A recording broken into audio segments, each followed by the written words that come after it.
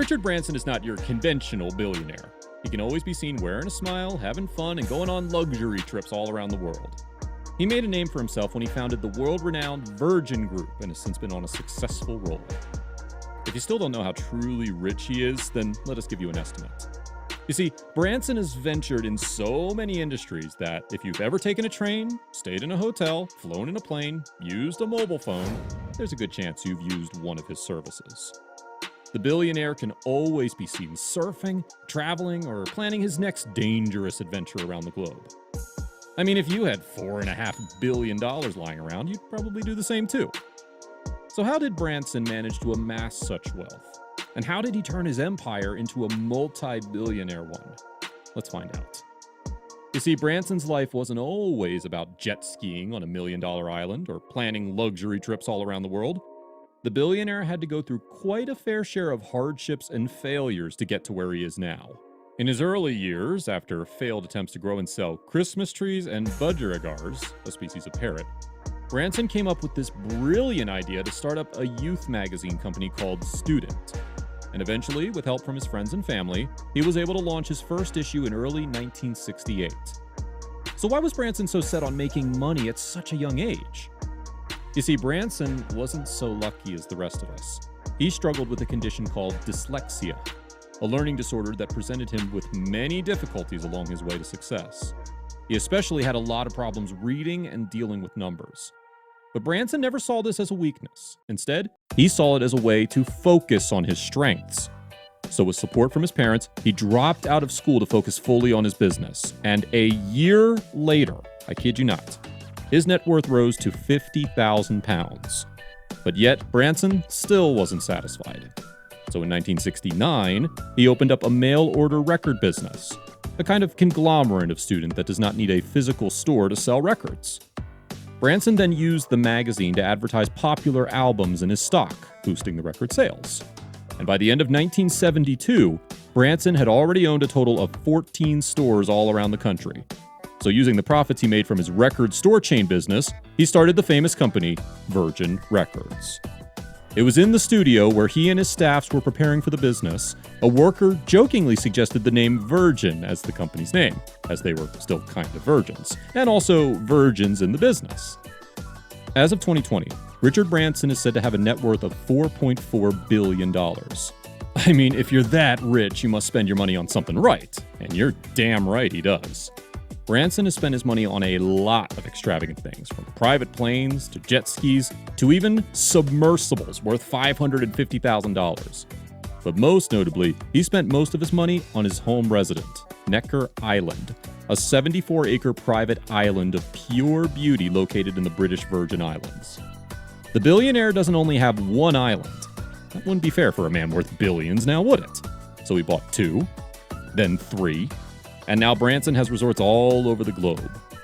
Of course, Branson doesn't occupy them all on his own, so he developed them into luxurious resorts and sought-after destinations. His very own Necker Island is also used as a resort. To spend a night on this luxurious island, though, you'll have to pay $27,000 per week. And if you like your holidays a little quieter, you can always rent out the entire island for $42,000 to $60,000 per night. But for our more budgeted traveler who still wants the comforts of being on a private island, you can always spend the week away on his other island in Australia called the Makepeace Island for just $10,000 per night. The billionaire didn't just stop there.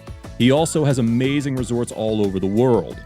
So if you're looking to travel to Morocco, Kenya, or the Swiss Alps deep in the mountains, there are always fine resorts waiting for you out there, all under $1,000 per night.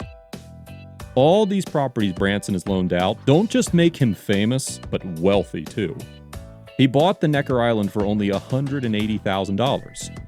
Now it's worth up to $200 million. Talk about the deal of the century. But let's not forget, he also had to spend over $10 million to refurbish the island into what it is now. He also has a real estate empire that'll just make about anyone jealous. Bottom line, Branson is rich and can afford any house, car, or jet the best money can buy. When I mean Sir Branson isn't your typical billionaire, I mean it. How many billionaires do you know have gotten knighted for services to entrepreneurship in Buckingham Palace? Heroic deeds aren't the only things Branson is known for. He's also known for his daredevil and adventurous sides.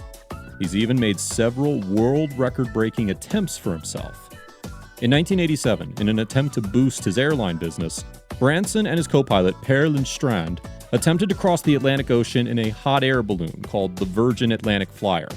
This was the first time such a feat had ever been done.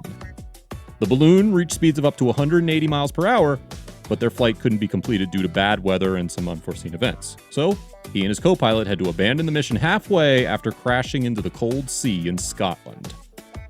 Another attempt was in 2004, when Branson set a world record by crossing the English Channel using an amphibious vehicle called the Gibbs Aquada in just 1 hour, 40 minutes, and 6 seconds, the fastest ever by a shape-shifting car.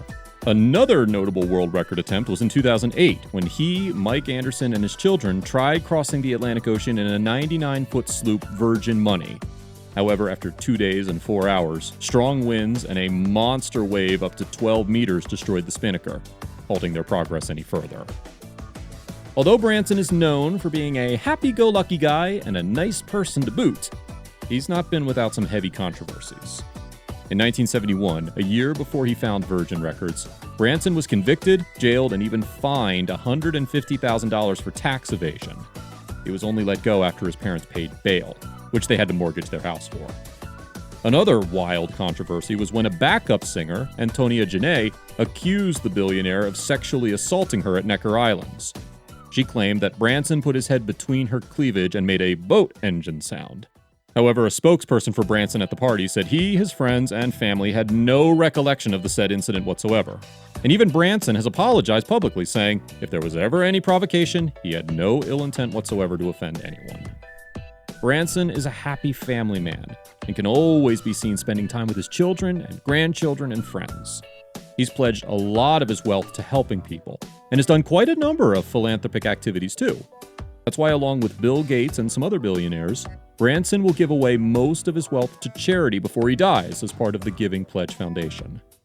Also, in 2006, as part of a deal to make the world a safer place, Branson has made a high-profile pledge to invest $3 billion towards reducing global warming and making a more eco-friendly biofuel.